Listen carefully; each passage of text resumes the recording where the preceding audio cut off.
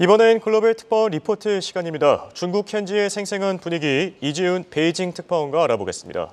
자, 전일 중국 증시 혼조세로 거래를 마쳤는데요. 특징적인 부분들 짚어주시죠. 네, 14일 중국 증시는 유럽연합의 전기차 보조금 조사와 중국 경제지표 개선에 대한 기대감이 엇갈리면서 혼조세를 보였습니다. 상하이 종합지수는 0.11%, 홍콩 항생지수는 0.21% 상승했고 선전 성분지수는 0.57% 하락했습니다. 유럽연합의 중국 전기차 업체에 대한 반보조금 조사는 중국 증시의 악재가 됐습니다. 유럽연합은 중국 정부의 보조금 정책으로 인해 중국 전기차 가격이 인위적으로 낮게 유지되고 있다는 점을 문제 삼았습니다. 중국 전기차 제조업체를 상대로 한 반보조금 조사를 시작한다고 밝힌 것이죠.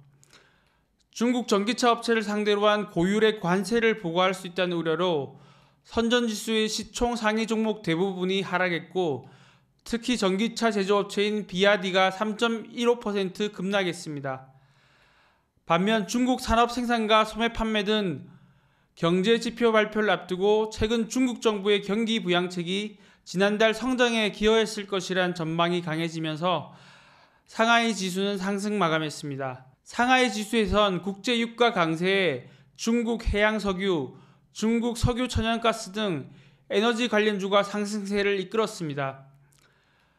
중국 중앙은행인 인민은행은 지급 준비를 0.25%포인트 인하하면서 시장에 유동성을 추가 공급하겠다는 시그널을 보내기도 했습니다. 네, 중국 인민은행의 움직임이 눈에 띄는데요. 최근에는 위안화 가치의 추가 하락을 막기 위해서도 최선을 다하고 있지 않습니까? 네, 최근 중국 인민은행은 위안화 기준 환율을 내리면서 위안화 방어에 총력을 기울이고 있습니다. 위안화 환율 하락은 달러 대비 위안화 가치 상승을 의미합니다. 당국이 기준 환율을 내려서 시장에서 거래되는 위안화 환율 하락을 유도하고 있는 것이죠. 인민은행은 지난 11일에도 성명을 내고 환율의 과도한 상승을 피하기 위해 필요시 주저없이 조치할 것이라고 공표했습니다. 정부가 환율 방어에 나선 것은 위안화 환율이 올 들어 6% 이상 오르면서 중국 정부의 골칫거리가 되고 있어서입니다. 지난 8일에는 위안화 환율이 달러당 7.351위안까지 뛰어오르며 16년 만에 최고치를 찍었습니다. 이 같은 위안화 약세는 중국의 경기도나 달러 강세, 미중 통화정책 디커플링이 복합적으로 작용한 결과입니다. 특히 미국은 인플레이션을 억제하기 위해 금리를 올리고 중국은 디플레이션 타결을 위해 금리를 내리면서 미중 간의 금리 격차가 벌어지고 있습니다. 양국의 금리 격차는 외국인 자금의 중국 이탈을 촉발하면서 위안화 약세의 기폭제가 되고 있습니다. 시장에선 중국 금융당국의 환율 방어 의지가 뚜렷한 만큼 위안화 환율이 달러당 7.3위안 선에서 방어될 가능성이 크다고 보고 있습니다.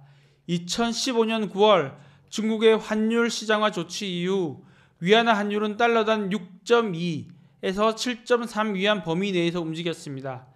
이번에도 달러당 7.3위안이 돌파되지 않도록 시장 개입을 지속할 것이란 관측입니다. 지금까지 베이징에서 이준이었습니다. 감사합니다.